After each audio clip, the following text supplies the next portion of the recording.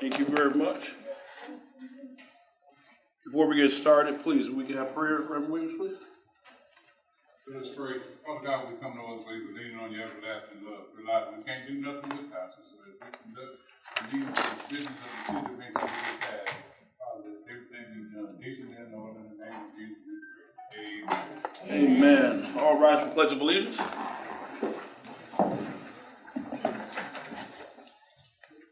I pledge allegiance to the flag of the United States of America and to the republic for which it stands, one nation, under God, indivisible, with liberty and justice for all.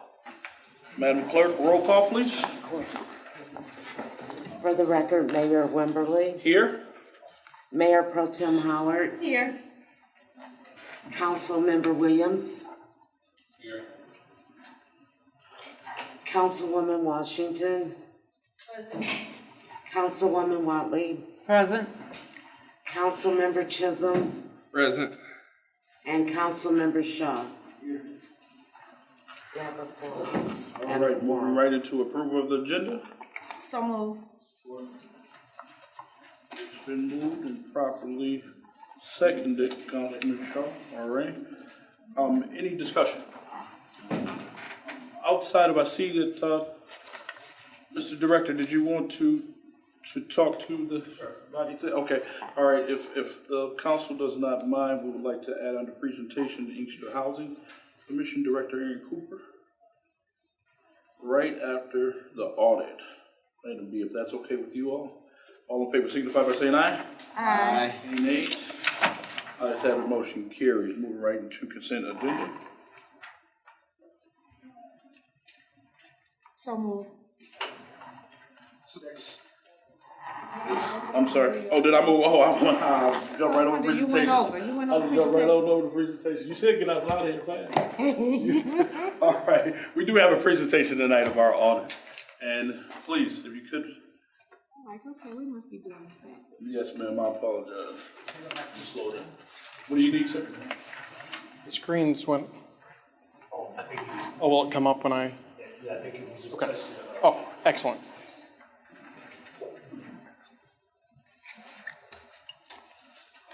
And state your name for the record, sir. Certainly. Good evening, Mayor. Good evening, Council. My name is Daniel Clark. I am the signing principal on the City of Inkster audit, their annual audit for fiscal year 21, ending June 30th. So tonight we've got the presentation of the annual audit from last year. You should have each received a copy of the presentation, which is also being listed up on screen. So a couple of the items tonight that I'd like to cover, the team members that worked on your engagement this year. We do have required board communications every year as part of the audit process.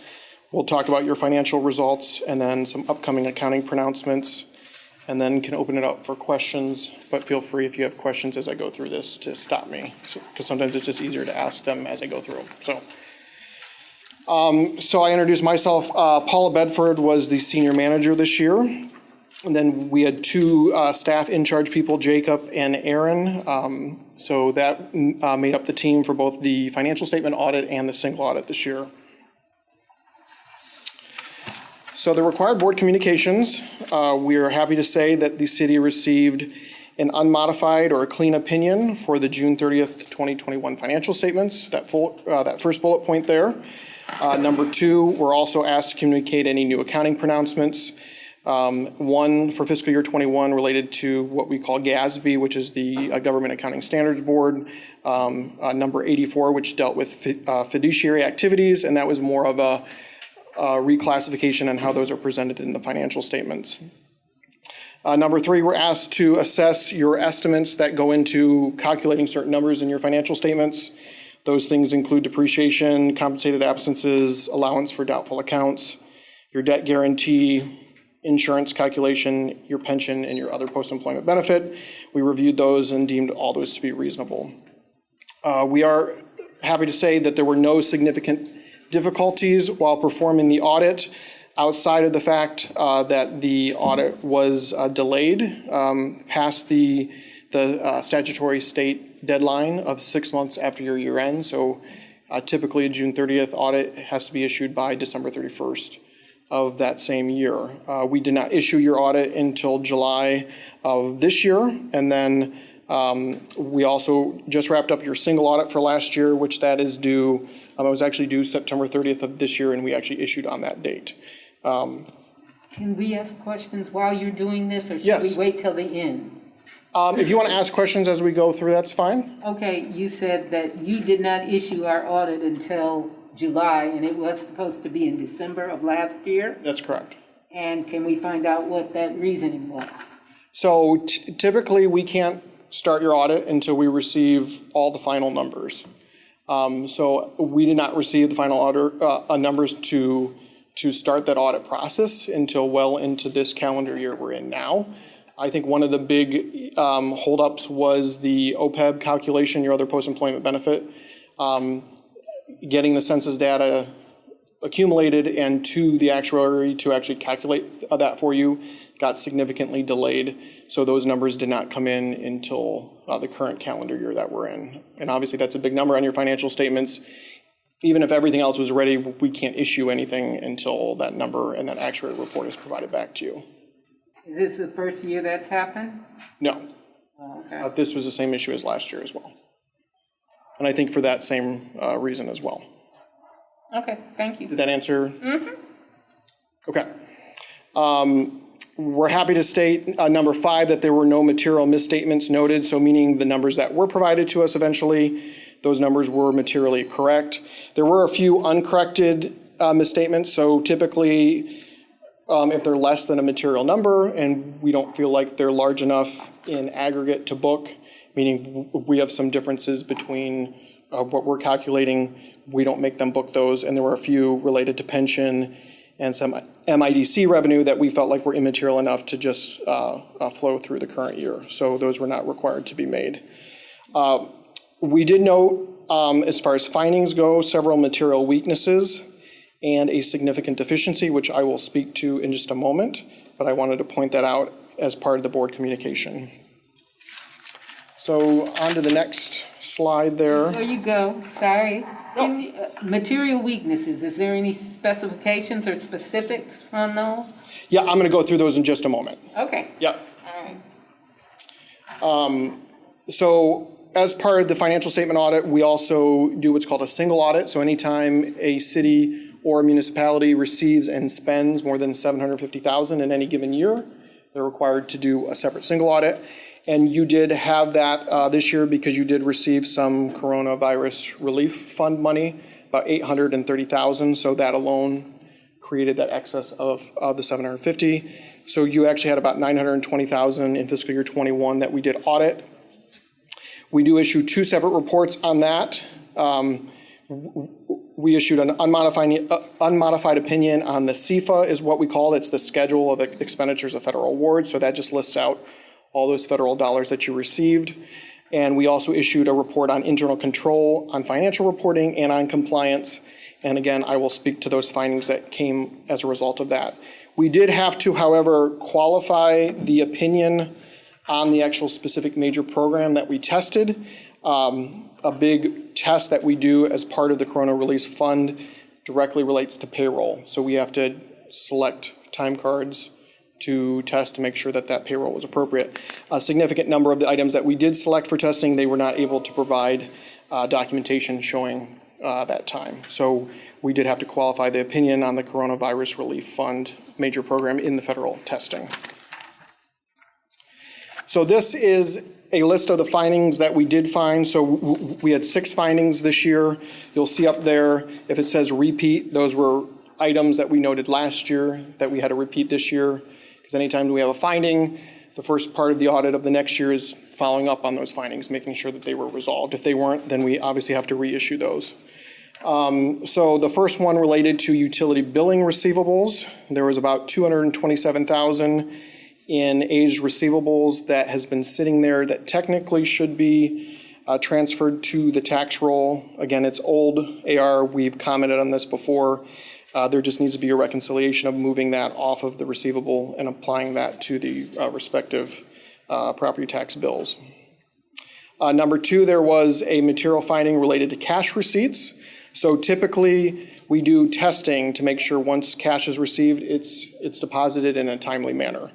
That can be from a day to a week at most is typically what we see. We did note that there were several deposits that were received in April that had yet to be deposited in by the end of June 30th of 2021.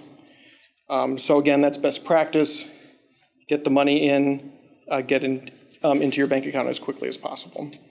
Number three, there was a material weakness related to the pension and OPEB census data.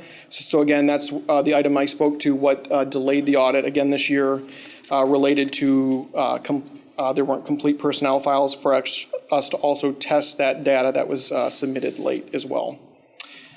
Number four, a material weakness related to the timely report issuance. So anytime you go past the June 30th 6-month window, so that December 31st deadline, typically that results in a material weakness because that just means that your financials aren't being prepared timely to get them into the state by that statutory deadline. So we did issue material weakness just saying, again, the report needs to be filed by that deadline. And then there was one more related to financial statement, and it was a significant deficiency. So a significant deficiency is just one step lower than a material weakness.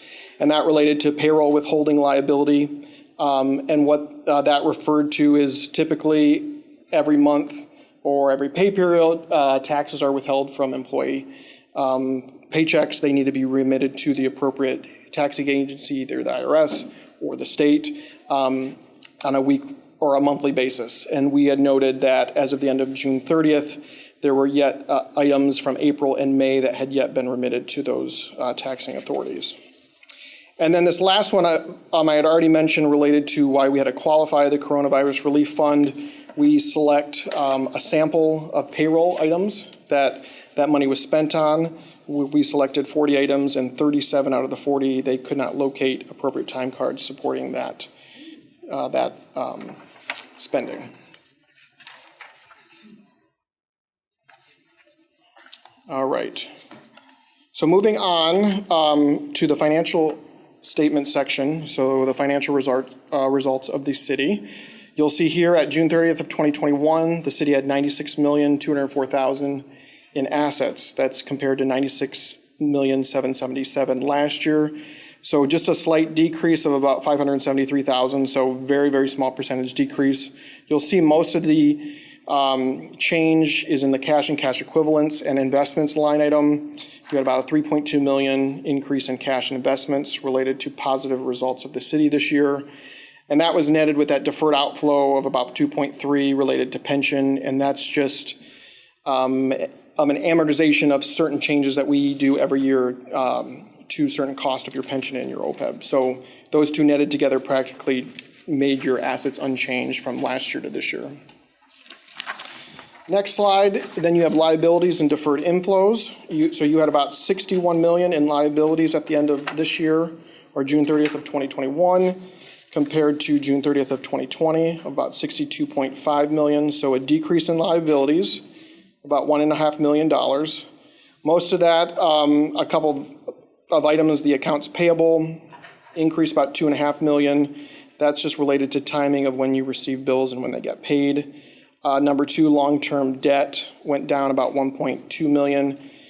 That's just a result of your annual debt payments and no new significant debt. I do know that you issued 2 small debts related to some new vehicles and some new dump truck and plow truck for the water sewer fund as well. And then your debt guarantee of your component unit went down about $1.5 million. That relates to the brownfields and the tax incremental financing authority. Both of those payments were made this year, so that decreased your debt guarantee as those debts continue to decrease. Yeah. Can you explain the great significance of the deferred inflows?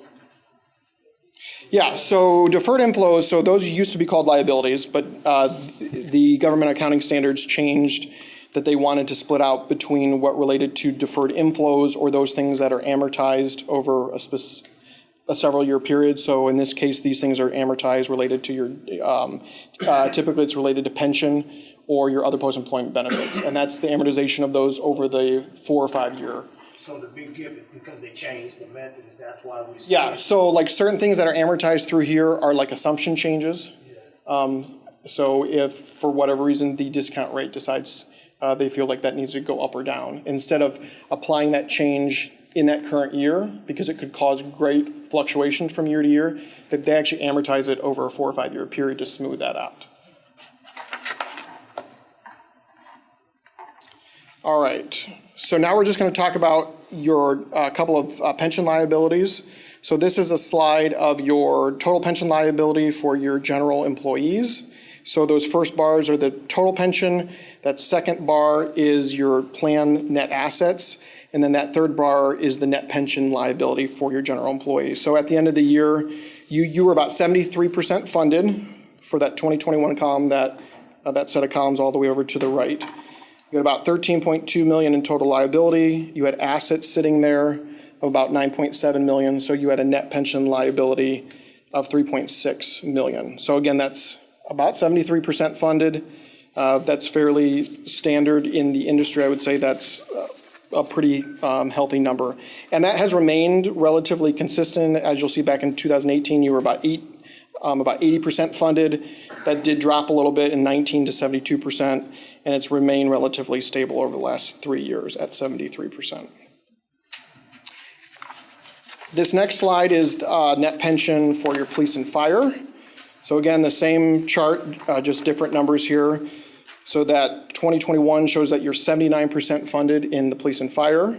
You had $38.5 million in net pension, in total pension liability. Then you had about $30 million, $30.2 in plan net assets. And so you had a net pension liability of about $8.3 million. Again, about 79% funded. So for this pension, actually it's the highest percentage funded that it's been over the last 4 years. So that continues to increase as you continue to contribute, as well as the investment returns that it's had over the last couple of years. And then I talked about the OPEB, so the other post-employment benefit liability, which is what that stands for. So you have about $8.5 million in net in the OPEB liability. So there are no assets that are sitting in a trust, similar to the other two. So this is a kind of a pay-as-you-go program. So that second set of bars in each of those different years is what you've actually paid in benefits, and that has remained relatively stable at about $600,000 every year that you're paying in benefits. And then the net change of that is that last set of bars. So that has remained relatively consistent year over year. And again, there's no percentage funded because there are no assets that are sitting there in a trust. And then lastly, related to equity. So assets minus liabilities equal to your equity, and they're split into these three different buckets. You had net investment in capital assets, which makes up a big chunk of your equity of about 59%. 11% of it relates to your restricted dollars, and then you actually have a negative unrestricted a net position of about negative 30%, and I'll talk to why that's negative here in a second. So these are those same numbers over the last 4 years of those different buckets. So that top line is your investment in capital assets, so your infrastructure, your vehicles, your buildings. You had about $51.5 million sitting in equity related to that. That continues to grow as you add capital additions. That decreases obviously as you depreciate it, but that continues to increase year over year as you add new capital additions each year. That bottom line is your restricted money. As you'll see, that has remained very flat over the last 4 years. You're sitting at about $9.7 million in restricted money. So that's money that the city's received in that you haven't yet spent at the end of the year. But again, that's for restricted purposes. It's not for general operation purposes. And then this speaks to that negative number. So in 2015, which is not on this slide, you were required by GASB to put those pension liabilities on your books. And in 2018, you were required to put the OPEB on your books. So that's what has caused that significant decrease in the unrestricted. So that very bottom line is if you were to just take it as it stands on your financial statement. So you're at about negative 26 million in equity unrestricted. Most of that result is a result of those liabilities that were put on your books. So to factor those out is that top line. So you'd still be at a negative position, but it would be much more improved without the pension and the OPEB that affect this number greatly. And then we'll move to the income statement here. So you had in 2021 about 31.3 million in revenue for fiscal year 21 compared to 30.4 or 30.5 in expenses. So you had about a $913,000 net income at the entity-wide. So this takes into account all funds of the city.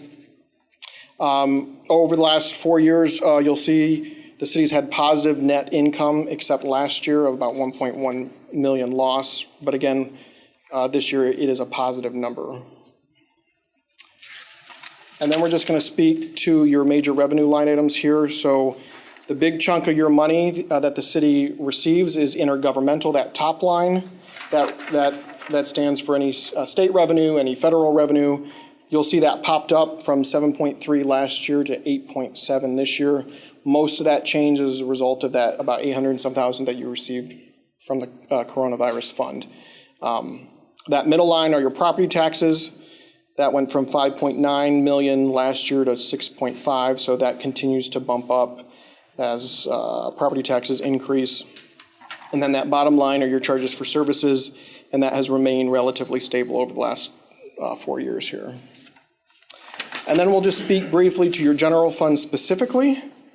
So that last set of bars for 2021, we had 14.9 in general fund revenue compared to 14.9 in expenses. So you practically had a net income of zero, but it was actually a positive 29,485, but practically those netted out. You'll see the revenue actually increased fairly significantly over last year. Last year, that 2020 set of columns had about 13 million in revenue. This year you had about 14.9, so almost a $2 million increase. Most of that related to, again, the COVID money of about 900,000. You had property tax increases of about 600,000, and your charges for services increased about 200,000 year over year. And your expenses remain relatively flat. So, and then the second to last, I believe, financial statement slide here is your general fund coverage ratio. So typically we like to see this as a positive number. So anytime your general fund becomes negative, obviously that ratio becomes negative as well. So you did have a general fund unassigned, unrestricted negative balance both this year and last year. So that is now what's causing a general fund coverage ratio here. Typically, we like to see this at 3 or 4 or above because, again, it can be an indication that there could be cash flow issues or something similar. So, again, something to monitor. I know anytime a major fund has a deficit in any of the categories, you do have to submit a deficit elimination plan. I know that has been done. So I know that this is being worked on by the city as we speak.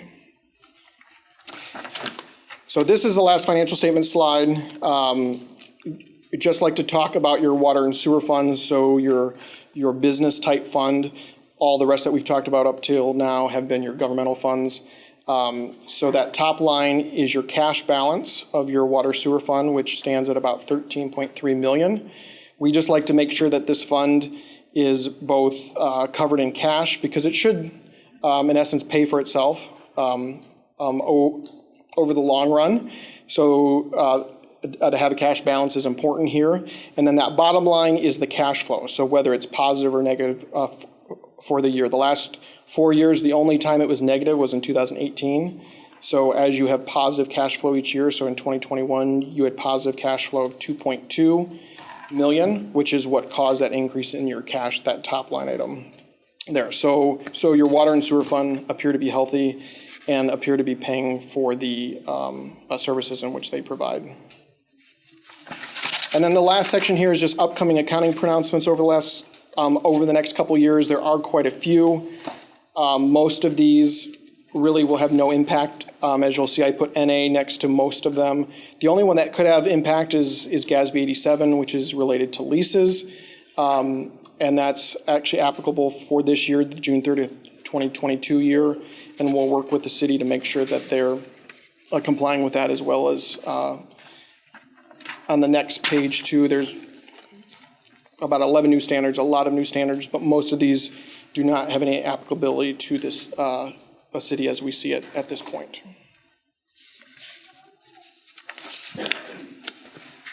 So with that, any questions that I can answer?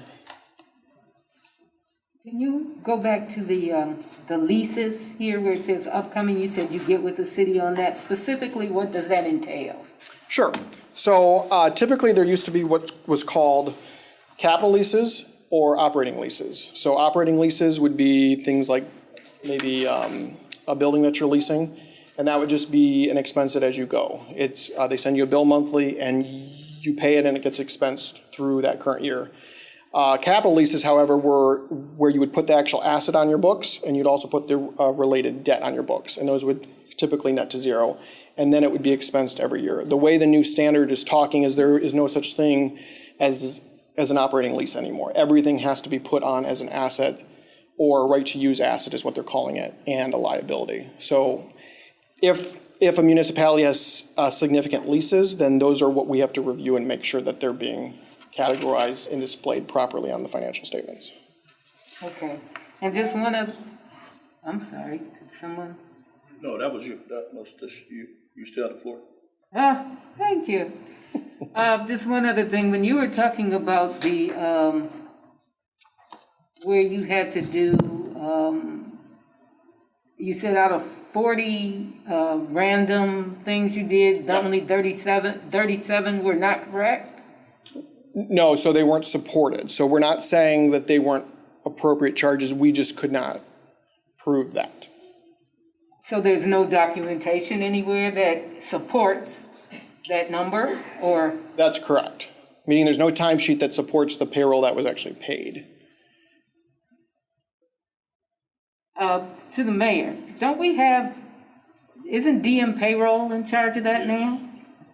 Speak to that. Just came on, this is 2021. Okay, but still, That was your HR. But before then, it was our HR person that was in place that should have been reporting those things. Yeah, and so we gave several weeks, up to a month, for them to locate this, and it was just determined they could keep looking for them, or we could go ahead and get this finalized and move forward, and that's what was decided. So I'm not saying they don't exist somewhere out there, but the city determined to get this finalized and move on. That's the choice that they made, to just say, we don't know where they are. Zara was trying to get the stuff, you know, she's in HR now, but she wasn't here in 20. She was trying to locate the stuff, she couldn't. the only reason I'm asking, and this is probably something that the mayor and whoever should discuss at a later date, is we've been running into some problems with the police and fire pension board because people are asking for their final numbers and they're not being able to get those things. So this would be in line with that?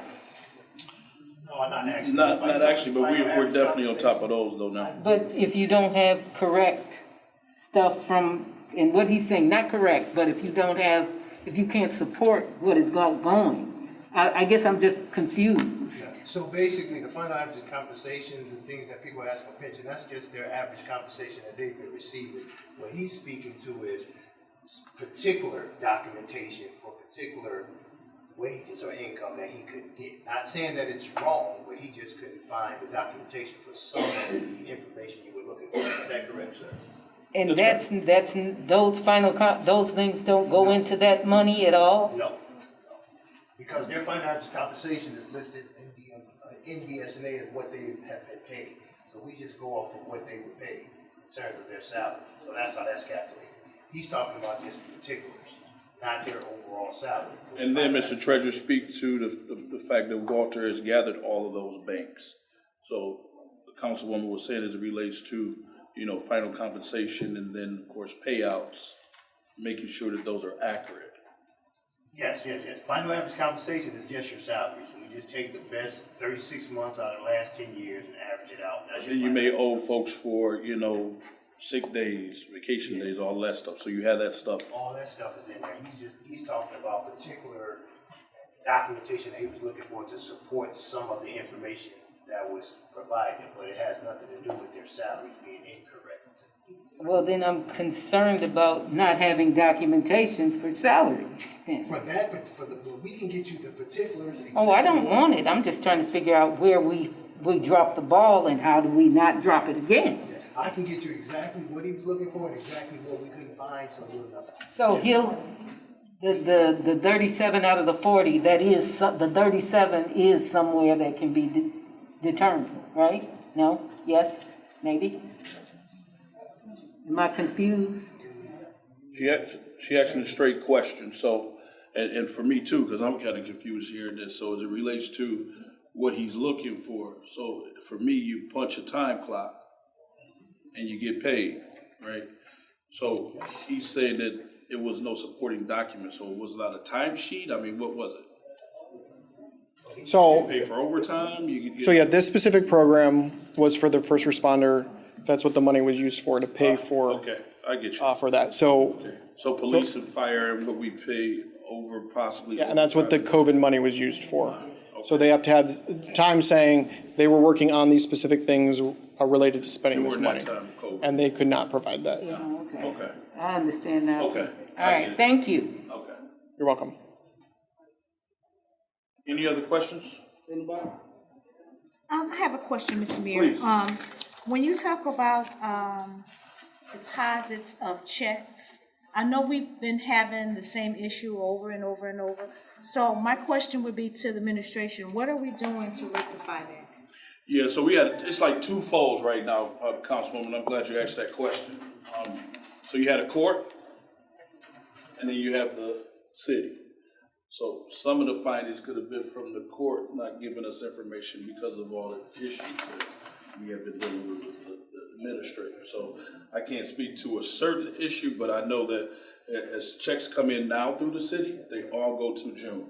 And June then in turn reconciles with the treasurer, and then that money's just deposited. Okay, so my question would be, is it gonna be on a daily basis, or how often do we do that? Because I do know from working in financial, we had to do it every day. Yeah. Because we need to collect interest. So we Right. did it every day. So is that, you don't have to tell me, but No, but we're working, I think it's just for the general public too, because we can handle ours on this end, but because the court is separate and we are the fiduciary, it does impact us if they hold on to stuff and they don't bring it over in a okay, timely so manner. when a person brings a check for a water bill, how long? Because I have had complaints about them holding checks. So that's what I'm not talking about the courts. I'm talking about this right here when people come in to pay their Everything that bills. happens to treasury is on a daily basis. It's entered right then and there. Okay, so it's entered into, so it's, And then when is it deposited to the bank? Take it over there to every day. You take money over there every day. To the okay, bank. Because we knew that we were having this issue, so that's what we've been starting to do. okay, And we've been doing it now for over a year now. okay. All right, that's all I have. Thank you. Didn't he list that as one of the problems? That was from last year. So So we're behind, we're 6 months still, Yeah, this right? is 2021 audit. Because this is the 2021 audit. So yeah, the goal will be to get your 2022 audit done within the next 2 or 3 months. Exactly, So we're talking a year plus ago. yes. So what we're talking about now is a year plus ago, like he just stated. And did you have a question? Go ahead, please. Is your mic on, man? No, it's not. I don't have a microphone. Okay, go ahead. If you could actually, I know you spoke about moving 620,000 for material weakness with utility billing receivables. Can you explain, pretty much what you're calling that? So sure. So typically when utility bills become aged, which it can be 90, 100, 120 days, depending on what the city policy is. Typically, those then get applied to the property tax bill that goes out. So there should never be any significantly aged sewer water bills, because those, in essence, have to be paid through then the property taxes as far as the next property tax bill, because those follow the property. So there have been these aged receivables, and again, it's a repeat finding that has yet to be done. The reason as to why I'm not sure, but that's the typical process in Michigan municipalities. Mr. Treasurer, do you have a? The question? What you been saying about the utility bill and the kind of line was submitted Well, this is 2021. I wasn't even here. This is Well, 2020. what are you doing now, just so we're all on the same page as it relates to what we're doing now? Oh, yeah. Make sure this doesn't happen again when we come back for the audit next year. Right, yeah, we are rectifying all of the findings that I saw from 2021. We're changing all of that for 21, 22, which will be our new audit. Okay, so as the councilwoman was asking, as it relates to questions specific to utility bills. So when the bill is paid, I'm paying, and just like Mayor Pro Tem was saying, you pay your water bill today, but we're not depositing the check until 2 We months. deposit it every day. This is 2021 again. Okay, but that's what I'm saying, repeat that so we all understand what's on the Every same day, page. we deposit it every day now. Yes. Were you done, Councilwoman Washington? Oh, yeah. Okay. Okay, Councilman Williams? Yes, sir. Question I have, normally when it used to get You can speak up a little bit, Councilman? Can you hear me better now? Yes, sir. Normally, we usually give a breakdown of the line items that we have for the revenue and expenditures. Why would it stop giving it, like if we put in a budget, okay, we usually get from the auditors how well, in fact, the revenue and expenditure was inside that budget.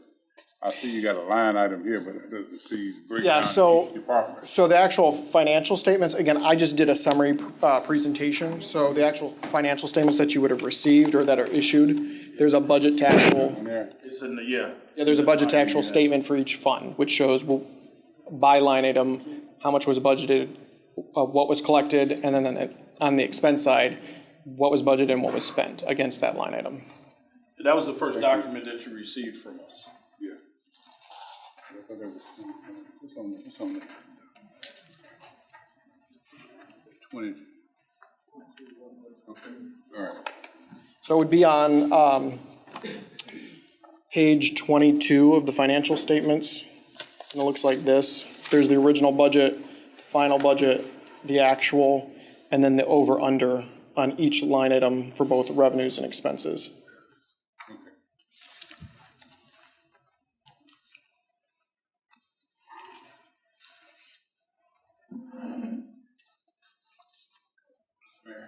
Yes, sir, Councilman. I just wanted to just confirm now that this is being presented to us, it's ready for submission and nothing else is holding it up? Yeah, so this has already been submitted. The financials were submitted July 20, the date is July 29th of 2022. And then we just submitted the single audit to the Federal Clearinghouse September 30th, so on Friday. So everything's been submitted to both the state and the federal, including, I believe, your F-65, which is due to the state, and your 5572, which is due to the state related to your pension and OPEB. So my understanding is everything is now up to date to the state and to the federal government. And I know we had got a letter from the state regarding state share revenues because of the the audit being delayed and everything like that. Will this release those particular funds as well? Yeah, so typically they are holding them, so you're not necessarily penalized. I'm not saying that is 100%, but I've never really seen where they won't just go ahead and catch you up. So now you'll be caught up as of the next. So they probably would have caught you up. I think you get every 2 months the state revenue is paid. So I don't know if August would have caught you up or if September would have, but one of those months would have caught you up to date. And then you'll receive now your annual allotment until December, and then they would since the past ones are caught up now, if you will, does this put us back on track for the 2022 audit that'll be forthcoming for Correct. next year? Yeah, the 2022 audit has not yet started yet, but it will here in the next couple weeks. Okay, So, yep. Again, then it's due at the end of December. gotcha. Thank you. Yep. Any other questions from somebody at this time? I did see a couple of hands. Young lady in the back, did you want to just come up right, come. Hello. Hi. My name is Benita Carter. This is my first time ever being to a city council meeting. I just wanted to ask, and maybe specifically to this gentleman right here, is it the opinion of the city of Inkster and the council that the audit is going to be done on time this time? Yeah, I think there's a few factors that go along with that though, because as you heard, like, so we have like what's called an actuary. So an actuary, they look at numbers and they gauge pretty much anything that's going on in the environment of the world, and then they'll give us like final numbers. Then you have our payroll. We actually have a contracted system through payroll, and we have another contracted system for accounting, which is Plant Moran. So working with the city in composite through the treasurer, of course, we're going to do our best to make sure that we get all of those numbers in, and it's to the best of our ability to get those people or those entities what they need in order for them to get back information on time. All of the information that was presented here today by the CPA, you're the official city of Inkster CPA. Like the city of Inkster picked these people. So this presentation, all of that, will we be able to like view that on their website, or is the information readily available for us to review beyond the meeting? Yes, it's on. I'm sorry, ma'am, you're out of order.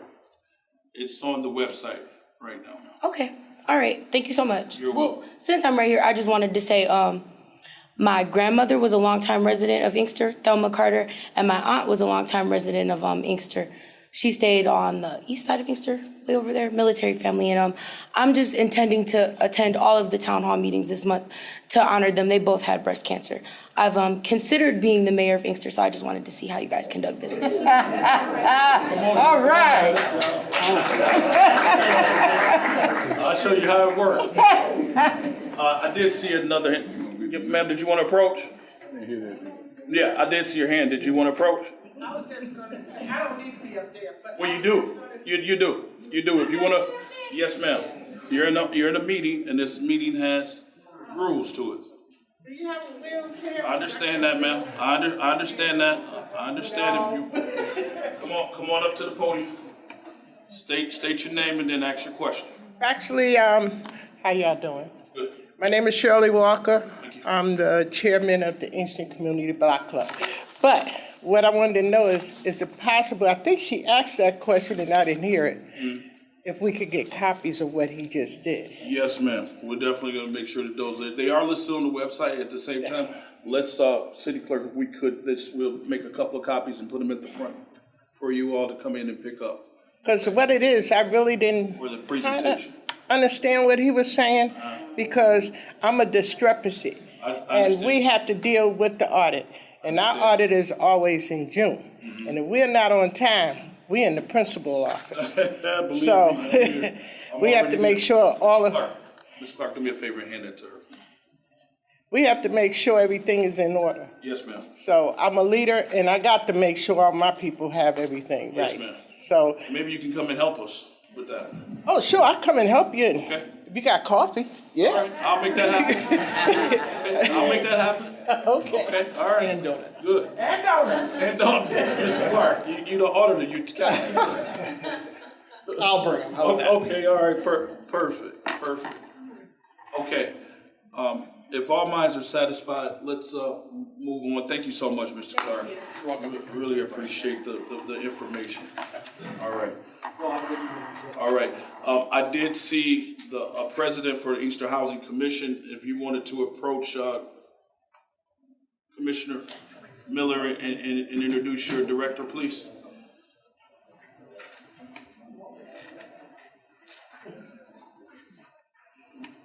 Mr. President.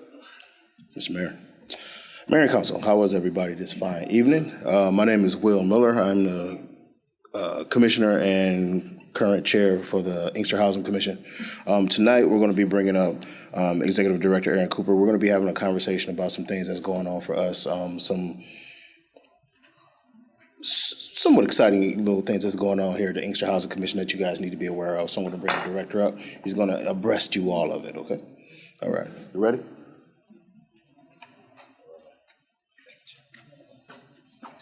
Thanks, sir. Good evening, Mayor. Good evening, Council. And I think that raises up so you don't have to bend down as much. I don't know if it's a little lever right there. Yeah, if you want to, bend down. Fancy. There we go. There we go. Good evening, citizens of Inkster as well. Thank you, Mayor, for allowing us to speak today.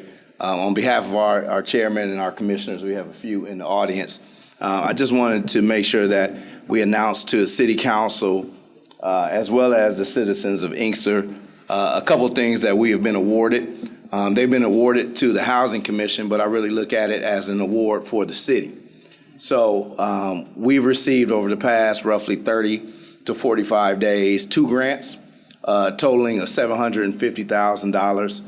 $500,000 is for the elimination of radon in the Inkster housing properties. $250,000 is for a safety and security grant. This grant is something we've been going after for roughly 3 years or so. So it's really pleasing for us to have something like this where we can partner with the chief in the city and put some cameras up around our properties. And we're trying to make sure that we also provide that access to the police. I know they have a state-of-the-art system that they're working with as well. So we want to make sure we can share that footage and video things. So again, I really think it's a true partnership of what we're doing. So I'm just thankful for my staff. You know, they did the work and we received the grant. So we're just looking forward for some of the exciting things that we can do to help not just ourselves, not just the residents, but also the city. So thank you for allowing us to take a couple minutes just to share. Thank you. Great job. Thank you. And I did see other commissioners here in the audience, Commissioner Strowman, Commissioner Moore, and I'm not missing any other commissioners. But thank you guys for the work, because we know we can't do it without you. All right, moving right along, consent agenda. So moved. Is there a second? Any discussion?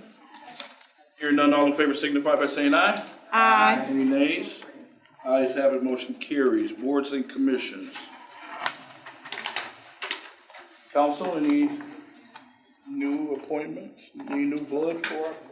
This one on here. Yeah, I do see that one. Anybody want to make a motion? Yes. Talking about Lenore. Is that where you at? Yes. Yeah, she's want to be reinstated back on. I just need a motion and a second. So I move. Is there a second? Second. Any discussion? Hearing none, all in favor signify by saying aye. Aye. Any nays? Ayes have it, motion carries. Any other? Mr. Chair, I know we had a additional agent. I don't know if we got that rectified yet. Yeah, we're working through that, right? Yeah, so we're pretty close to taking care of all of that and getting letters out to where we need to. But yeah, Denise Champagne is satisfied with the progress, so we're definitely on top of that.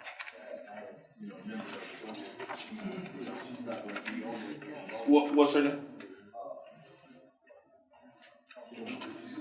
Right. Yeah. That's what. So I know that we were waiting on just the opinion on how many we can have, if it was more or less. Did we task that with David? Yeah, actually, we addressed it at the last meeting. Okay. That there was one that, and I don't remember the name, that hadn't been attending anywhere. I think at the last meeting I mentioned that we should find out if that person still wishes to serve. Deatrice Richardson, and she does. And also, the statute says a minimum. It doesn't say a maximum. Okay. So there you are. If you have one more. So she can serve. She don't want to just be pushing anyone off, you know. I know it's mentioned that, you know, she would, you know, attend any meetings, but Yeah. she didn't know, you know, when the meeting. Yeah. So it's not a maximum. That's what I'm hearing from the attorney. It is a minimum requirement, but it's not a maximum requirement. So the commission can actually be as many as will serve. Sound like the beautification committee. So can the clerk notify her when the dates? So should she be in attendance? We will make that happen. And then you can definitely make sure you follow up with me, and we'll make sure that we make that happen. Okay? All right. Any others? All right, hearing none, moving right along. Let's get off into new business. Okay, item 9A, consider approval of a special land use permit for a marijuana microbusiness establishment in the B3 General Business District at 30191 Michigan Avenue. All right, Jane, I see you over there. You want to approach the podium and give us the rundown, please? Thank you, Mayor. Thank you, Council. As you all know, but for the audience members, I am Jane Dixon. I am a consultant with McKenna for the city's planning services, and am here to present the special land use request. So at the last Planning Commission meeting on Monday, September 26th, the Commission reviewed and recommended approval of the special land use of a marijuana microbusiness at 30191 Michigan Avenue. The site is currently occupied by a vacant building. The site plan was approved by the Commission with conditions, and city staff recommends the approval of the special land use. Seed to Sale LLC is the applicant. This site is located on the south side of Michigan Avenue, east of Henry Ruff, and includes a large vacant lot to the building's east, which is also owned by the applicant. And the project seeks to reuse the existing 7,200 square foot building. It's on a just over half-acre portion of the site for the marijuana microbusiness, and the remaining of the site will be reserved for future leasing and retail development. The site is zoned B3 General Business District, which does require a special land use permit, and so that is for your consideration tonight. And just for the audience, what is a microbusiness? What is a microbusiness? A microbusiness is I have the exact definition here. It's a licensed facility for cultivation of not more than 150 marijuana plants. It also allows processing, packaging of the marijuana and retail, all in the same location. So that's unique to the microbusiness. Another unique component of the microbusiness is that the city of Inkster does require a social equity component. There are requirements that a certain portion of the employees and ownership has to be resident-based. All right. Any questions or comments from this body? Well, actually, you know what? Let me stop there. Let's have the applicants you all want to approach, please. Mr. Mayor, I have a question about the ordinance. I know that we need to go off into an action, but as it relates to, did you have anything to add to before we get off into? No, the planner made a great presentation. I just wanted to say that I am representing Oldie Vittens, Vittens Engineering. I'm working on the final site plan engineering drawings for this development. The members, two of the members are Ruth Williams and Martha Lee, and they're present at the meeting if there's any specific questions. All right. Just for clarification, City Clerk, do we need a motion on this before any discussion from the council? Yes. They can ask questions to the planner or the applicant, but there has to be a motion for discussion. Is there a motion for discussion? Motion for discussion. For discussion. Someone? Second? Second. All right. Question, go ahead, Councilwoman Wiley. I just have a question about the ordinance. Is there anything in there that states how long a micro business has to be in service or anything like that for any of these things we've been passing, like how long they have to, there's no stipulation for the length of time they're there before they become something else? No, it's nothing like that in the planner. She just jumped up quickly, but go ahead. So I'm listening to you. Go To answer that question, so they're seeking approval specifically for a micro business. So if they wanted to change to, for instance, just an adult use retailer, they would have to come again before the body to apply for that special use permit. It's a specific use that requires that it continue to stay as a micro business unless they reapply for some other use. Okay. That's it. Any other questions? Go ahead, Councilwoman Washington. For the reserve for the future lease and retail development. I can't hear. We can't hear you. For the future leasing and retail development with the remaining area, what is the applicant's planning to do in regards to retail? I'm not familiar what their future plans are, but, you know, when they do, you know, finalize those, they're gonna have to come before the planning commission for approval. So I think they're, you know, looking at their options, and I don't think anything's finalized at this point. And then, I know we have, of course, we have the social active pieces of micro business model. So this would be one of our first micro businesses, if we really do. And what about the job opportunities? What is the plans for hiring in the city of Inkster, for residents in the city of Inkster?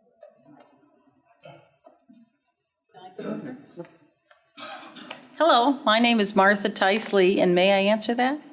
Okay, so we're very big supporters of the city of Inkster. So yes, Inkster residents will have, get special consideration, and we'd love to have all Inkster residents as the employees. Okay? I appreciate that too, I really do. We really support that. Any other questions for me?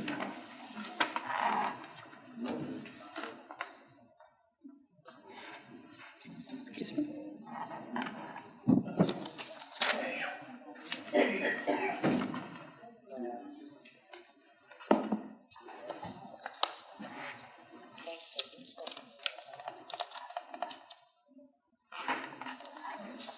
Sure. Okay. Any other questions? We didn't have any type of moratorium on micro business. No.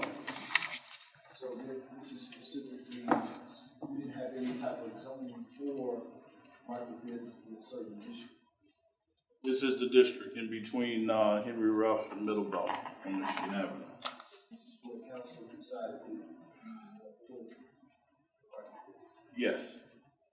Now, does the state have that equity part as well? I mean, because it's required from the state, but do you have any documentation that talks about that? Yeah, the state actually has a whole social equity program that's listed on their website that we just modeled as it relates to what, you know, the demands are. What we did was, instead of, the state said 15% ownership from a resident of the city, that has social equity classification.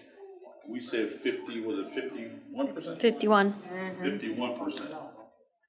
This can be, like you said before, this can be our residents part of this business instead of big businesses coming into the city and just taking over the city. Now we can be a resident, our residents. Correct. Correct. Because, I mean, if you understand that this is, you know, a situation that we have to deal with when it's coming into cities. But most of the time, I think a couple of our residents stood up and said that they are overlooked. So, you know, this is a very important day for us because now we are setting this up to get our residents involved in these businesses. I mean, there's some that, you know, disagree to the business and what have you, but there is amount of wealth that's in the business. So we have to get our, you know, residents up with money, entrepreneurs in the city of Houston, because, you know, dollars are passing out of the city. Now, we can get people in the city of Houston in their own business, whether, you know, you disagree with it, like it, or don't like it. But they can get a chance to begin to start building other businesses and, you know, partner That's what our intent should be, is to get our residents, not just companies coming here, buying up the land, taking over the land, and we have no nothing in the city for our people. And our people are the ones that struggle. We can talk about young people who's at meeting, talking about young people don't have a job and can't get any type of job. Whether good or bad, if they want their, folks to be in this business, but it is a business that, our folks can get into. So that's what I want to know. All right, sir. Anything else from anyone else? All right, hearing none, is there a motion? You have one on the floor. Well, is it up or down?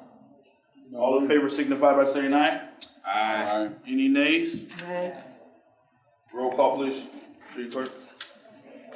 Councilman Shaw? Yes. Councilwoman Washington? Yes. Councilman Williams? Yes.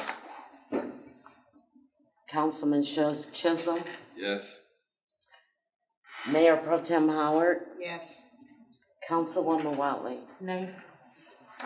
All right, motion passes. Thank you very much. All right, moving right into public participation. This brings us to time of public participation that members from the audience are allowed to approach the podium. Please state your name for the record. We ask that because of the nature of the meeting that you be respectful to the timekeeper, as 3 minutes is the listed time. Let's move right into it. Pastor Gene Overman.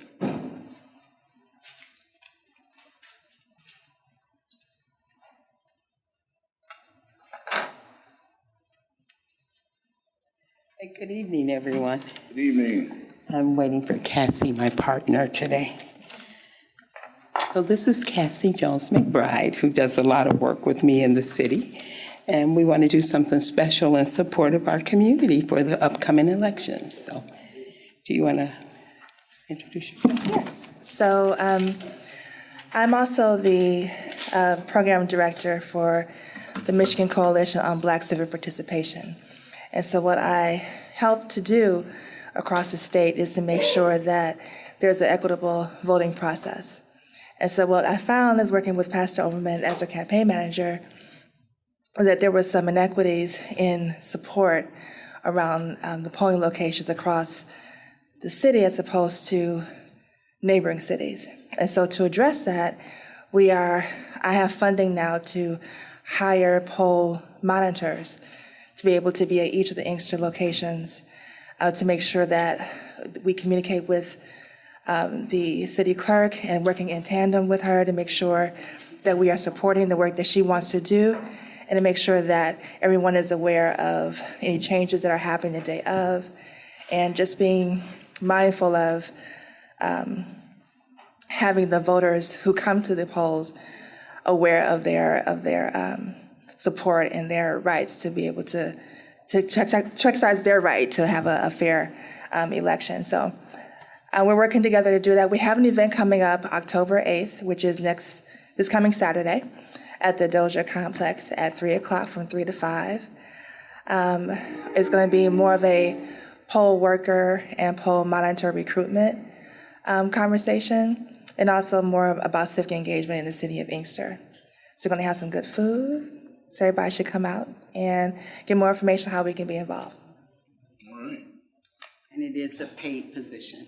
These are paid positions, yes. So contact information one more time. You can call me directly at 313-850-4507. We have a short turnaround for this particular event on Saturday, so we have social media posts that we can send to whoever needs to post on your social media. We'll be able to tag you that way, and also just through relational organizing, which is all of us together talking about it. Okay, all right. And Susie's going to prepare food, fried chicken and mac and cheese.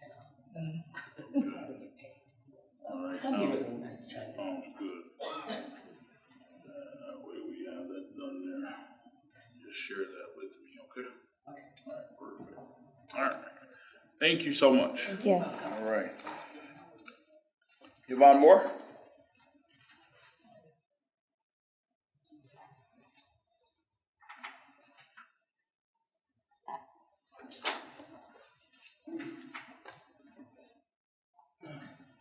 Commissioner Moore? Yes, good evening, Mayor and Council, citizens of Inkster. So my first and foremost, why I came up, a lot of you don't know that our mayor does a lot of things around the city that no one knows about, very positive things. So we wanted to make sure that we let him know that he's appreciated. So we did have a certificate for him. And it's also from the Unity in the Community, and it's a certificate of appreciation, and it is presented to Mayor Patrick Wembley. So just wanted to let all his support. Thank you, man. Thank you, ma'am. I appreciate that. Thank you. I didn't pay her for that, just so you guys know. No, he didn't. But I'll get it back some kind of way, though. Next is, we were approached, the Inkster Housing Resident Council was approached by a very reputable organization. They said they see how we do during the summer with the kids, not only from housing, but from in the city of Inkster.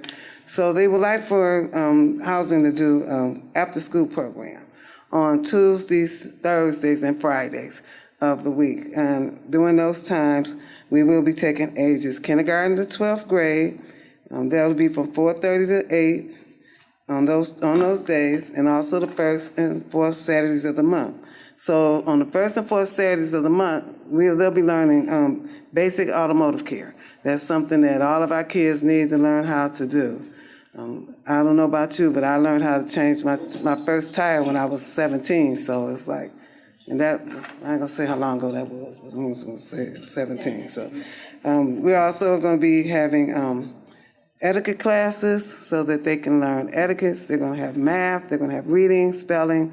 We're gonna do ceramics so that they can learn how to do ceramics. They're gonna actually put them in the till and the whole 9 yards. We're gonna have a little sewing. We're gonna have a person there that'll be teaching piano on one of the Saturdays also.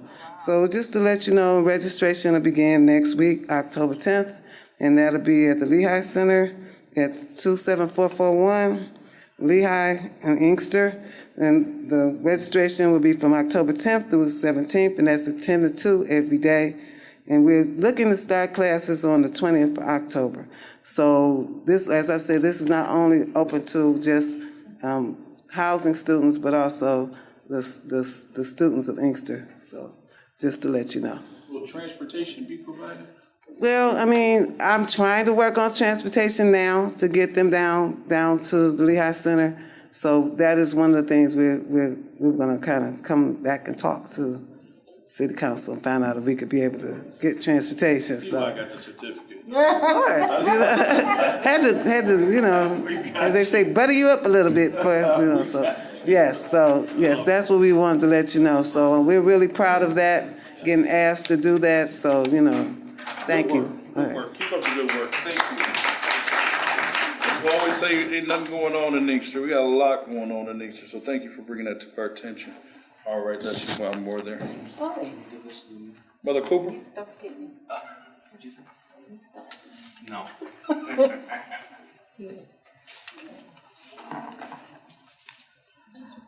Good evening, Mayor and Council. I am Barbara Cooper, the president of the Inkster Goodfellows. And on October the 15th, next Saturday, will be our annual pancake breakfast. It'll be at the Booker Dozier Recreational Complex from 8 to noon. I have tickets, and other members in the audience have tickets. The tickets are $15 this year. As everybody knows, everything has gone up. And rice and bacon, no joke. Whoa. But we want you all to come and support of it. All you can eat pancakes, yes. Pancakes. Pancakes. All you can eat pancakes. You can have as many pancakes as you want. We'll have some grits there and So you gonna have some grits? Grits? Oh, yeah. Yep. Okay. Some cheese. You said cheese. And too? Brother Gate, cheese. Oh. For your grits, yes, All we'll right. have all of All that. the grits you want.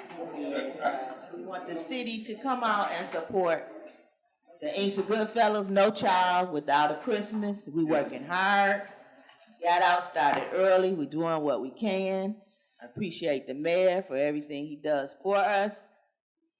All the council, I'd like to see you all there for breakfast. Come have breakfast with the Inkster Goodfellas. Thank you. And also, we have ad sheets for anybody that wants to put an ad in the paper. The Telegram will be doing our paper this year. The Detroit News and the Detroit Free Press said they are not doing the Goodfellow papers anymore. And I contacted Ms. Stewart, Gina Stewart, and she said yes, she will help us out. Clarification, that's all Goodfellas across the state. That's what they said. Okay. That's what they told me, but I haven't asked, check with Garden City and some of the other places, but I know Inkster is not there. And the 6 or 7 cities that the guy had that was working with us, they're not doing any of his. And this is the application for ads. Anybody that wants to put an ad in, anybody. You can also be a patron. Patrons are $10. Business card is $35, half page is $50, a full page is $100. We're trying to have the best paper we can, and we expect the mayor to be out this year, because he had said he wanted to do Santa Claus last year. Well, we gonna keep him to that, have him out there in his Santa Claus outfit, selling papers for the Goodfellows. We'll definitely be out there. Yes. You say he's putting on the Santa Claus? Yeah, that's what he said last year. He said he was gonna put on a suit. And we also want our police to come out and help us, as well as the fire department to come out and help the Inkster Goodfellas, No Child Without a Christmas. And Do we have a goal? Do we have a monetary goal? my monetary goal is $20,000 at least. So I'm trying to get as close to that as I can. Good. Let's do it. All right, sounds good to me. Y'all hear that? The city of Inkster, we want $20,000 for No Child Without a Christmas. Do it. All right. We'll rally up on that. All right. Ms. Anderson, did you need to come and speak to me? I got you on my schedule. If you want to go. Council, I'm back because of my issue. I'm still having an issue with the mayor, the chief's friend. And also, I was here when you gave her the directive to call me and set up a meeting, and she has not. I've been sending stuff to Councilman Shaw since my own councilman didn't think it was important enough to reach out to me. Well, we're here to work together. And like I Are told we you, working it out? Because he's still videotaping. The chief just told me that that law doesn't apply to me. Order, I don't believe please. anything he says unless he shows me in writing, because the police manipulate the laws to suit them. And I'm glad they're putting these cameras up so that they can see how the police runs away from problems, not to the problems. And I would really appreciate if this, before it gets out of control. Okay. Because I'm going to protect myself no matter what. And it's elevated to the level of stalking. Okay. We'll come up tomorrow with everything that you said you have for us. And I know that Councilman Shaw's been keeping me in the I like loop. that little room in your office. Let's do 12 o'clock. And you come and see me. I got you on my schedule tomorrow. I'll just put you in there myself, okay? Thank you. All right, ma'am. I'll talk to you tomorrow. All right. Moving right along. President Henderson, where you at? You know you're the president. Come on, Mr. President. You're the president of the beautification committee. You want me to call? I can call you Mr. Chair or Mr. President, either one. Commissioner. You know, and I think 15 is it Sweeties Day. Yes. So that made it more special. You know, Sweeties Day and all that. You know, and them pancakes, that good old syrup on it, making good sweet. And we're gonna have some other few things. You know, good old fruity tooty cocktail and all that old good old stuff. We got a lot of extra, but like I say, bacon going up, sausage going. We had to raise the price, and it's all about funding for a good fellow. Yeah, okay. I had to do a little exercise right there, pick that up. But anyway, and then Miss Crystal, she wanted to come here, and she's running late at the center. You know, I took out a little early and all that. She wanted to say something about the We Rise program. So it's ongoing. And, you know, was something discussed about transportation for, the organization. Okay, and your dates are, Tuesday and Thursday. I was Monday, Wednesday, Monday and Wednesday. If it's possible, maybe we can team up and find transportation, because some of the kids having a hard time getting to the program, and maybe that's something we can work with. Okay. Okay, and let me see. Oh yeah, I got to check on Mr. Johnson. Somebody said, something I keep on, Mr. Councilman Johnson. Yeah, I just want to. Somebody said he ain't doing too well, but I got to get by there and check on him. I love the brother. We're gonna have to see about Mr. Johnson. Huh? He's there. He's there. Okay, somebody said it, but we didn't see him. Huh? He might be. He's there. Somebody might. Let me get this straight. I ain't got my bib overalls on. You have a little problem. But anyway, love y'all. Love you too. Thank you. Like I said, we got tickets. You come on out the 15th and enjoy the hospitality of the Booker Doe complex. It would all the good pancakes and sausages and everything. Let me ask this question, David. Is it appropriate for us to have some tickets for the Goodfellows breakfast at the mayor's office? People can just come in and want to purchase, and we have them there. Well, no, giving them away? No, we're not giving them away. I mean, they're trying to raise. I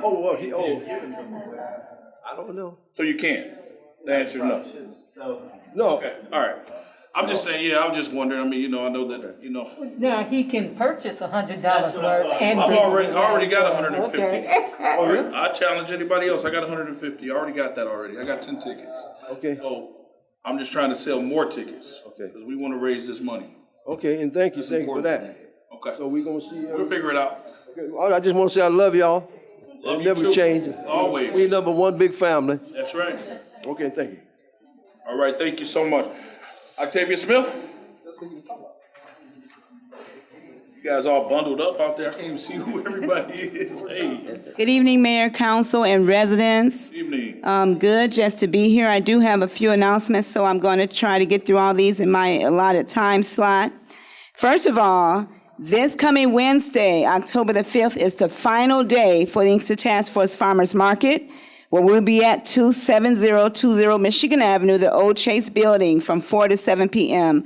Please stop by and see us. We have a lot of great things.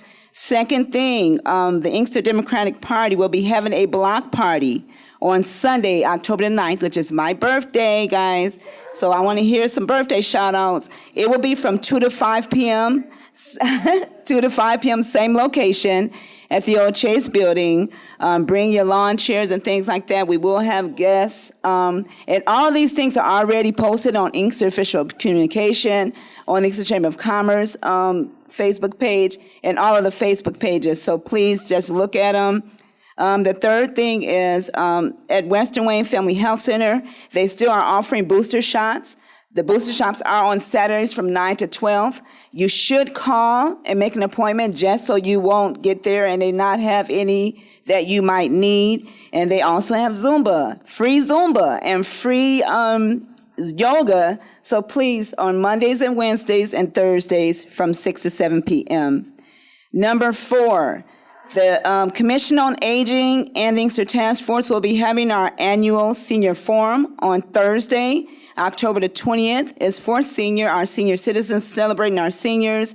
It's from 11:30 to 2:30. Please call Ms. Denise Champagne at 313-561-2362 to register. That information is also on the senior pages and also on all of the social media. And number 5, finally, after these few years, the Inkster Chamber and the Inkster City of Inkster are finally collaborating for a calendar, y'all. We are here together. So we want to make sure that please get your calendar ad in. It's only one front page, so if y'all got to fight over the best one win, let's let y'all know.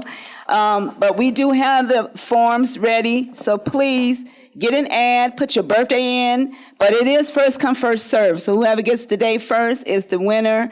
Appreciate your time. Love everybody, and you guys have a great night. Peace out. Hey, perfect. All right. Keon Butler. We're getting through. We're getting through, guys. We're getting through.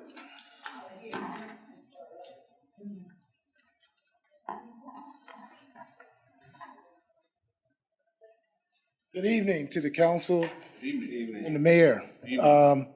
I stand before you guys, let me get this straight real quick because I'm leaning over. For United Sisters, small business that my wife and her sister started. We have been at the rec center for the last 6 months. We've been at the rec center, renting space and bringing in small businesses from our community. What we ask for tonight is support. We ask that this city supports us because we've been doing right for these small businesses. Some of these businesses have been in real large campaigns. They've been in media, Fox 2, Channel 7, and we are ourselves, this community, has not supported these pop-ups. So I've come to you guys with a new campaign and ask just only for support. That's all we're asking. So our campaign that we're looking to kick off is going to be considering the city for the month of October, and we look to do this again next year as Pinkster instead of just Inkster. And that flyer that we built, we have shirts, t-shirts that we're going to do for this last pop-up. Okay, so we're going to bring in cancer awareness for this month at our pop-up. So Inkster, if you mind, can I? To the clerk, she'll get them to us. I just want you guys to see with this campaign. Make sure that, Bring the shirts up here for me. yeah, let's bring the shirt up so the people can see it on this. Would you bring the shirt up, please? We got to have 10 of them there. And then give us a date and time. 1 second. I think I got enough of them. Yeah, I like that.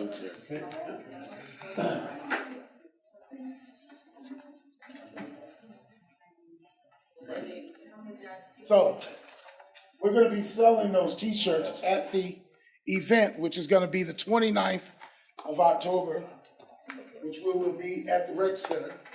And we've been doing this continuously for month to month. Okay? Month to month, we've been doing these. What time? The 29th, we start at 1 o'clock, 1 to 5. We start at 1 to 5. We have flyers, we have a big campaign to follow. We just want to foreshadow because we have a media day coming up. And at that media day, we will be contacting 2, 4, and 7 and having them to meet us there because they've already dealt with some of these small businesses. So, and they are really, really nice companies, little small businesses that started during the pandemic that are really doing well. One of them, she did sliders, and these sliders are incredible. I mean, everybody's raving about them. I can vouch for them. She's been on social media, and a lot of people have known her. Jam on it. Jamila is well-known designer that's been bringing her clothes there. I mean, they're buying her clothes. A jacket that she makes is $800. An $800 blue jean jacket they're selling in California. She's really, really on a high platform. She's designing right here, showing up with us. Okay. From month to month. So Butler, what we'll do too is we want to make sure that we get this over to our public access channel. Yes. Well, being that it is at the complex, we know that it's a public thing that you're putting out to us now as it relates to this campaign, just to be able to get that information out. Now, I know that when I had attended before, that you all didn't allow any cameras or any like video shares. Is there a reason why? No, not to my knowledge. Okay. That I know that they were big on that for whatever to us. reason. Did we stop any media from coming in to our? Yeah, I was there with a group of individuals. We came in. I think the chief was actually with me. Yeah, I went to get on Facebook and let everybody know what was going on. And they told us we couldn't do that, and then told several other people that. So I didn't know if it's you keeping it under wraps. So I was like, what are we doing? No, not at all. If Please, we can, that's come exactly to the podium if you want to speak to me. Yeah, okay, I'm just asking because the chief was with me. We ate the sliders, we bought a lot of stuff, As you can tell, the sliders still on us. Go ahead, please, ma'am. I'm sorry, at that particular event, there was another event going on the same time that we had something going on. And so they were outside the other event. So that might have been the ones that kind of pushed us and not allowed you to do that, but we never would have, you know, yeah.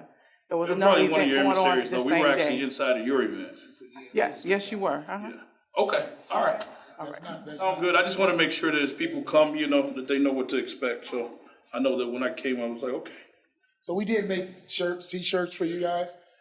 We were willing to hand them out today, but we'll let you know that when we're going to do the media day. But that's when we want to have those shirts worn, and we'll collaborate when that date's to come, because we're going to have some vendors there that they want to put on a platform anyway. All right, sir. Thank you very much so for your much. time. We appreciate you and your Mr. time. Mayor, Yes, please. how long has this been going on?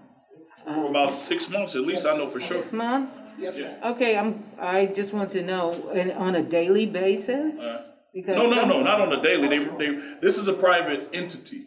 So they just do it once a month then? Yes. Because I was told the rec center is open by appointments now. Is that true? Well, no, not at all. But as it relates to renting the complex out, you know, you rent the complex out. Okay, so 6 months, 1 day a month. That's right. They've been doing it, yeah. Absolutely. All right, thank you. Okay. Yeah.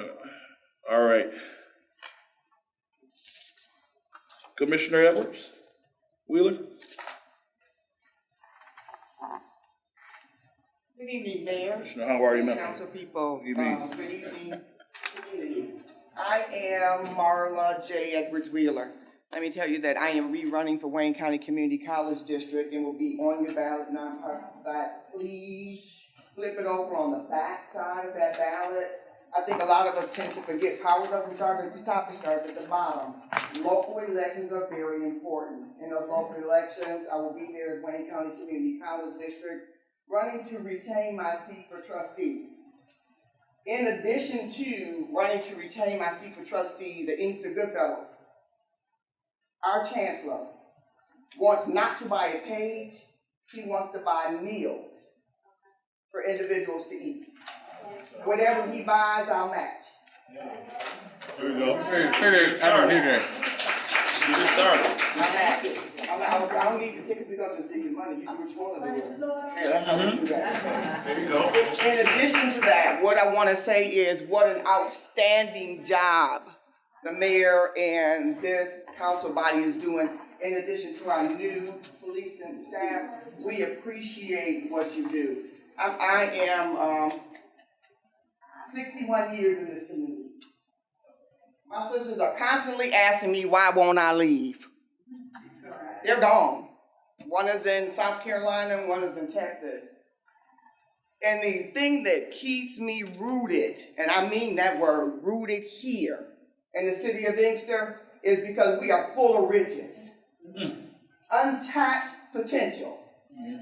That we need to begin to take a look collectively at what we can do together with one of us can't do by ourselves. And make this happen. I'm talking about if you take a look, 94, 96, 275, Michigan Avenue, 4 Road, the airport, everybody has to come through us to get where they want to go. We need one another. Contrary to what you believe about somebody or how you feel about what somebody or what somebody else is doing, we need one another. And need one another, I am holding you accountable today. Today, not just to get to the polls and vote, but to fill your car up and take somebody that don't understand about the power of voting. We sat here and listened to that audit. We lose money when we don't do what we're supposed to do, and we don't have the people to help do what we need to do. So you can't tell me what the mayor is not doing. You can't tell me what our council people are not doing when we are not doing it with them. You can't tell me that. I'm not hearing that. Because I see when you send people out to my street to find out what's going on. And not only do they stop and ask what's going on, they get detailed information about what's going on. And I like that. I feel safe in our city. I'm a CPL holder, and I don't know the last time I held it because I feel safe. And And that's for real. I don't know what's happening with your situation, young lady, but I'm telling y'all, we have the power to do what we want to do in this city. Right. Y'all know what y'all waiting on? If you don't have something in the pipeline, if you don't have something working on making our city better, I want to know what you're waiting on. I want to know what you're waiting on. We just sat here and listened to our Inkster City Council, our Inkster commissioners, talk about $750,000. That's not no drop in the bucket. That's some real hard work. I love what y'all doing. I appreciate what y'all doing. And you're absolutely right on every little line you put down. I see a lot as I just don't say a lot. I'm more of a doer than a sayer. So I'm just asking for your continued support for us to bring not just education, but higher education, stackable credentials, micro-credentials that lead somebody to believing that they can do what they need to do, because that's the piece that moves us forward. That's the part that moves the needle, is belief. I can do whatever I want to do when I believe what I can do. And I'm not telling you what I think. I stand here before you, waiting on one letter, one, to start on my PhD program that started at Wayne County Community College District. Mr. and myself will be in the PhD program, two separate ones at the same time. Right. Congratulations. Wayne County Community College District is doing that. Thank you. And we're bringing it. Oh, I know. Get ready. Oh, I know. Get ready. There and the library. We're about to take up y'all space. There you go. I love it. We're about to invade your space. Love it. Thank you. Thank you so much. All right, that's the warm-up. Lakina? Please, and please, you have to say your last name for the record. Crespo, all right. Yes, good evening, Mayor and the City Council. It's good to be here tonight. I see a lot of familiar faces on the City Council, co-workers, and Ms. Butler, who I credit to helping me get on the ballot. I'm running for Wayne County 3rd Circuit Court, and that lady allowed me to come into her pop-up shop and collect signatures. And so her program, what she's doing for business start, young people trying to get their business, is something awesome. My cousin actually is Mo Treats, and she was on the Hungry Man, you know, being in a pop-up shop like that. So I just wanted to give her some recognition today. What she's doing is awesome for this community. But I'm running for Wayne County 3rd Circuit Court Judge. My name is Lakina Crespo, and as this young lady said, I'll be on the back of the ballot in a nonpartisan section. I bring greetings from the city of Detroit and the city of Canton. I've never lived in the city of Inkster. I have family here, but I'm a lifetime Wayne County resident. And I always tell people, like, who tell me they live in Oakland County, I say, you a line jumper, you know, because I love Wayne County through and through to my heart. And so I'm here just asking for support today. I'm responsible for Project Clean Slate in the city of Detroit, which helps ex-offenders get their records expunged. I also do that same work through my sorority, Delta Sigma Theta Sorority Incorporated. Prior to joining the City of Detroit Law Department, I was a criminal defense attorney. I did family work and juvenile work. So I'm just trying to restore some trust to this justice system, one case at a time, by being fair, maintaining my integrity, and bringing a sense of understanding for people like you, for people like me who grew up in any inner city. I think we need representation on the circuit level courts, because a lot of our people who are appearing to court look like us and they have backgrounds like us, but they're not appearing before people who understand us. So I want to bring that to the court. I'm glad to be here today, and I'm glad to see Inkster fired up for their city, okay? And I too will be purchasing a ticket from the Goodfellas. I've worked with Boys and Girls Club all my life. I was a member, volunteer, a mentor, and we partner with Goodfellas doing boxes, providing them to our youth at Boys and Girls Club. So I love the work that they're doing. I'm sorry, I can speak all night, but I'm just asking for support in this election. Thank you so much for having me here tonight. Hey, Regina. All right, and again, Pastor Overman, on behalf of the NAACP. I know, I apologize. Oh, no need to apologize. We like I want to be in order. But I am so excited to announce our city of Inkster is amazing, and it's like Knock Inkster Day because we're celebrating, the Western Wayne County NAACP are celebrating 75 years from 1947 to 2022, and it all started in the city of Inkster. So I'm very excited to announce for our 25th anniversary Freedom Fund dinner, our keynote speaker is the UAW Region 1A Chair, Laura Dickerson, and Byron Brooks, who's an amazing young man, program manager at Building Institute, and I know everybody's heard of him. I am super excited because our very own Mrs. Mabel Stroman has been receiving the Lifetime Achievement Award for the work she does to unify a community. And I forgot this even as acting president of the Western Wayne County NAACP. So please join me. We may be out of tickets, but we'll see what we can do to get you in. The city, our mayor purchased a table, so there may be still room. And if you need to get there, I'm going to figure out how to get another seat. Great segue because each council person will have a ticket. Oh, praise God. Good, because I don't know if we have any more space, but it's just going to be an amazing evening and to honor our own with us leading the way in Western Wayne County. So congratulations to Inkster. The date is Sunday, October the 16th at the Crystal Gardens, Southgate, senior citizen here. I can't see the Fort Street address, but we have it, and the tickets are $75 if there's any more. So please let me know as soon as possible. But again, what a great celebration to begin in Inkster and to celebrate one of our own for lifetime achievement. Awesome. All right, and last and certainly not least, Chief Rattler.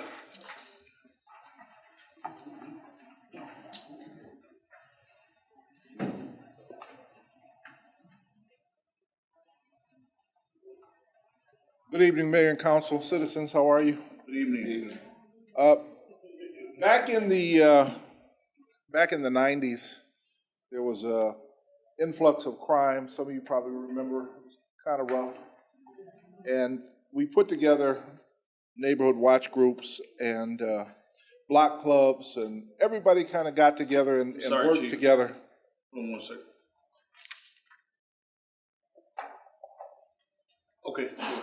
Everybody kind of got together and worked together to try to unite the neighborhoods and get people working with one another. And one of the programs that we came out with was the Inkster CB Radio Patrol. How many people remember that? So violent crime went down in the northwest section and the southwest section of the city tremendously. By double digits in the first year of the program. And, as a new police chief, I've got to find different ways to try to address long-term problems that have been here for a long time that clearly we still need to work on. So I'm not going to reinvent the wheel. We're just going to digitize it a little bit. And we're going to put together the Inkster Citizens Radio Patrol. It's going to be called iChirp. And it's open to all the neighborhood watch groups that are already in existence. It's open to any of the block clubs that are already in existence.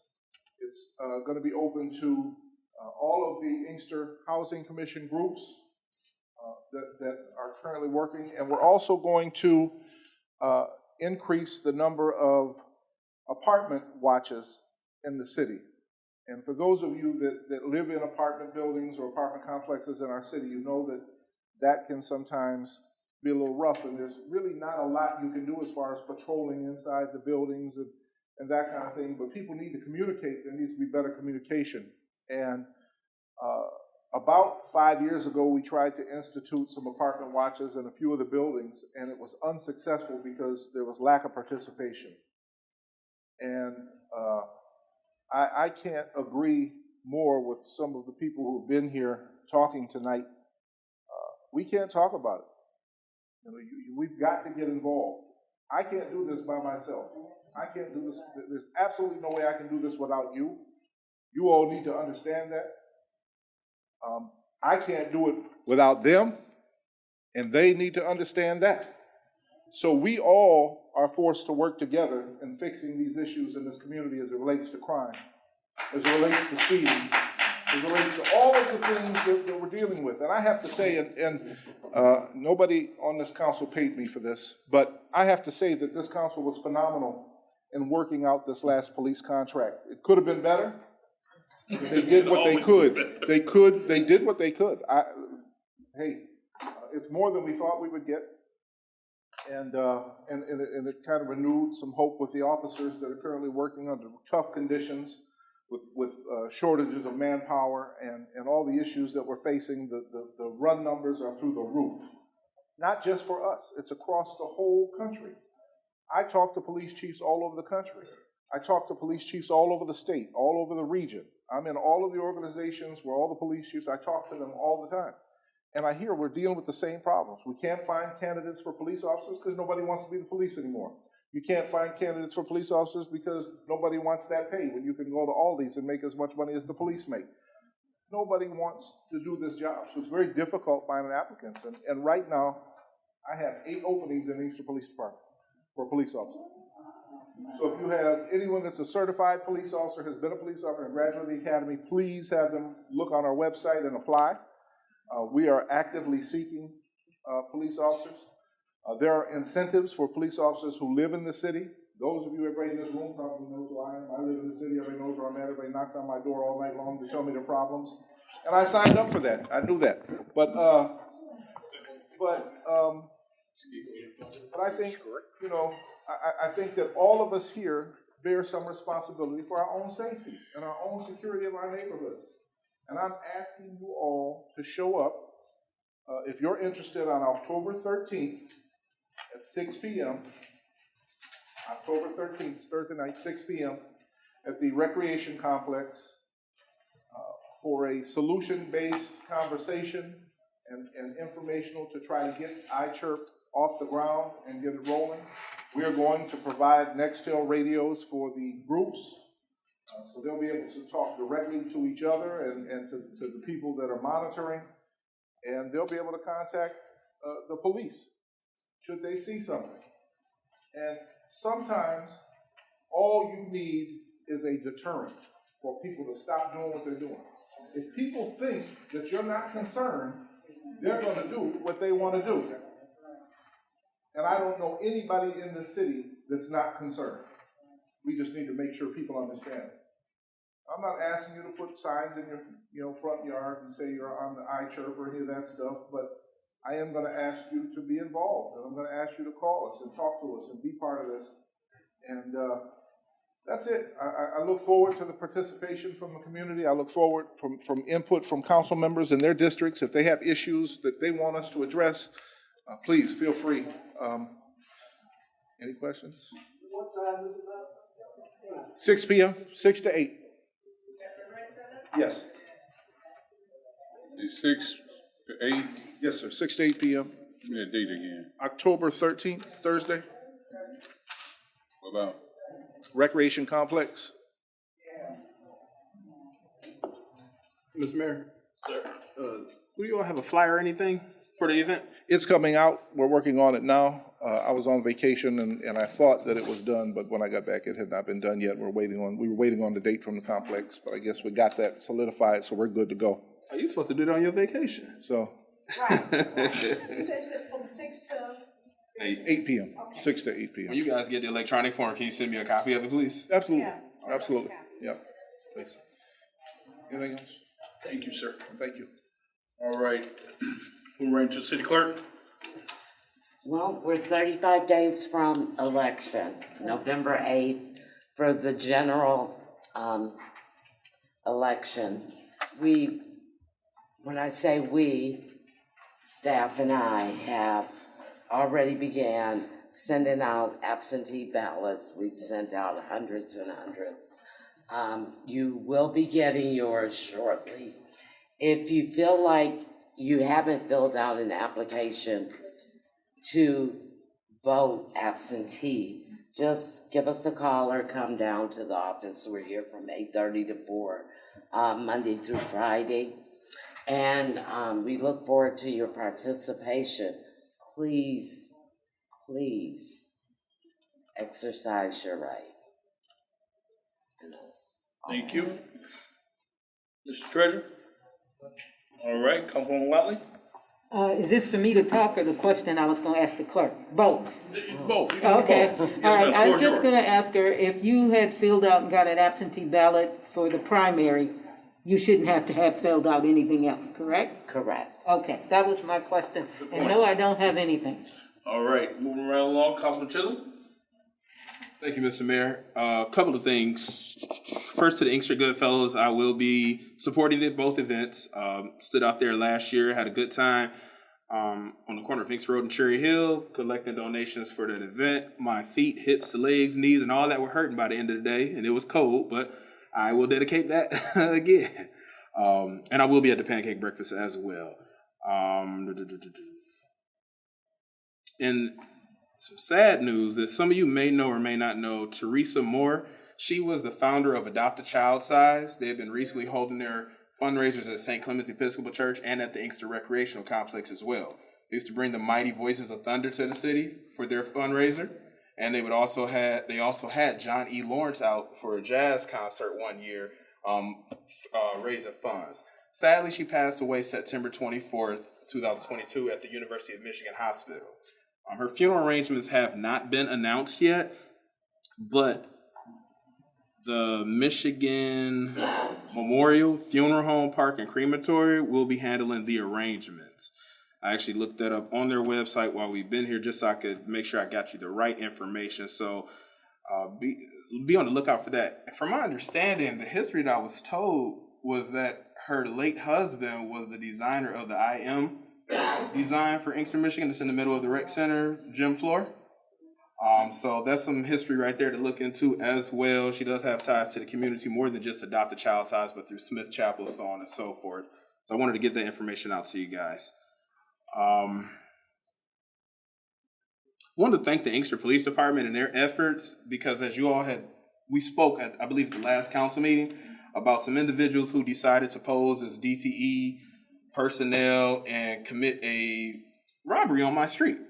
And as things are progressing, just want to say good job to the actions and the efforts that they've put forth in, if you will, creating a deterrent. So people know that you can't come to Inkster and do this stuff and think you're going to run off and get away with it. No matter where you're at in the country, Inkster going to come for you to make sure that this doesn't happen again and make sure that our citizens continue to feel safe one step at a time. On behalf of the Inkster Task Force and the Chamber of Commerce, I'd like to encourage you to shop Inkster and support Inkster retailers and also Can the Trash. And we talk about Can the Trash, that's canning the trash in front of your business, your home. Heck, if you walking down the street in front of City Hall, you see it, pick it up, throw it away, instead of just kicking it out the way and letting it blow, because what happens is we call Mr. Bivens and say, the sewer stopped up. You need to come suck this out and clean it out because we let all the trash and grass and debris go down in there. I look forward to the iChirp conversation on October 13th because I want to hear a lot of radio chatter as people communicate back and forth on different ways that we are preventing and stopping crime and issues in the city of Inkster. And also, Chief, or Mayor, whoever, if at all possible, I know we started something with the Ring doorbell cameras or the video camera systems, if you will. Find a way to tie all of that in together. And just make it a bigger project so to help us with the lack of manpower that we have right now. And that is all I have at this time. And Councilman, to that point, we are pursuing a grant to get any citizen in the city of Inkster that wants a Ring doorbell for free and installed. So if we're successful with that, we should be knowing by the end of this. That's cool. I'll whatever I could do as far as my telecommunications background, I'll work with you guys on that because I know it goes. You can install them all. You can install them all. No hablo inglés. Well, I know it works twofold because you can have a doorbell, but you also need internet. Yeah, for sure. I know we had talked with representatives from Comcast and other companies, so maybe there's something that we could have a package for them Sounds great. to lessen that burden. Okay, I like that. Mr. Mayor, All right, yes, ma'am, Councilwoman Wiley. as long as you're giving away free stuff to residents, you got anybody that digs post holes? It does what? Digs post holes for fences. It digs. Never mind.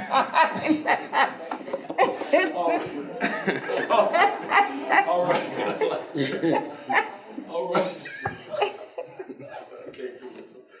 All right. Councilman Chisholm, you good?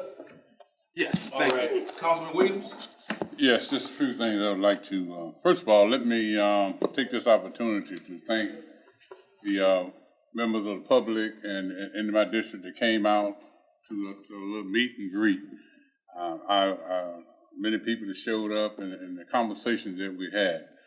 I'm thankful that the mayor was there and also the deputy chief and the chief came out and also Councilman Shaw showed up. I'm trying to help him, put him on one end so he can talk about, but they shot it all back on me, but thank God the mayor came, so he did all the talking. I just sit back and I was, you know, did I say that the assistant chief, she came out, so a few people was glad to meet her and let me say something. A lot of people feedback that I had on that, a lot of people appreciated that because a lot of them was older, they don't get out, they ain't Facebook fans and all that stuff there, you know, and they had things that they want, the concerns they had, and we talked about that, and I just, you know, and I was just wonderful. And I hope I didn't miss nobody. Commissioner Moore came out, and who else in here that I want to make sure I don't miss nobody, because, you know. You did say Daryl Davis. And Daryl Davis, DPW. Yeah, Daryl Davis, and believe it or not, I was happy to see the code officers. Yeah, code enforcement. Who actually, and a lot of the police officers came out, and it was just a wonderful thing. And I think it needed to go more. I'm looking forward. Brother Shaw's going over with the Twin Towers. Am I correct? Okay, and we're gonna look forward to being there to talk with the people in the Twin Towers and others. But I was thankful, and I just want to say thankful, Mr. Mayor, to all of us, the chief, and everybody that showed up. You know, and Daryl, he was a lifesaver, so I wanted him to thought he would be here if I could tell him personal. And other than that, you know, another thing I had, the young lady that said she's running for judge, I'm kind of glad you came and introduced yourself tonight. And I hope I got your name spelled right. Crespe? P-O, okay. I'm glad of that. Because I'll be marking my ballots tonight, me and a crew, more than one. We'll be marking our ballots, and I'll make sure that, you know, appreciate you coming out and letting us know that you are running, you know. So I will be trying to support you on that thing. I think you got a nice personality, and I hope that you do a great job when you get in there. Secondly, I wanted to bring up, thirdly, I wanted to bring up one of the missions that I went over in there to do that I think is a long time overdue. I went to Fox and Farnham. Okay. I went to Fox and Farnham because there was a person over there in that District 1 that spent his whole life fighting for people over in that district. And I mean, he was the first one that had the largest block club out here in this community that kept on and putting it together. He's one of the idea to help put together many organizations out here. One that Brother Will handles now by L. Shoplin. He was the one who helped organize that. He helped organize, Ms. Martin, what was that name of your group? Your group that you had? What is she talking about? What, I have several. I can. He was always involved in all these different groups that came out. He was a real fighter in the community. And I just would not want to leave this or not knowing, recognizing all of the great work you've done. I mean, he helped organize many groups in here. You name it, I can go on and on. If you want me to do a list of stuff, I can go do it. But I don't think I really need to do that for this person. And his name? Okay, and his name is Mr. Larry Motley. Larry Motley, who organized one of the largest block clubs in this community. So I wanted to try to name Fox Street.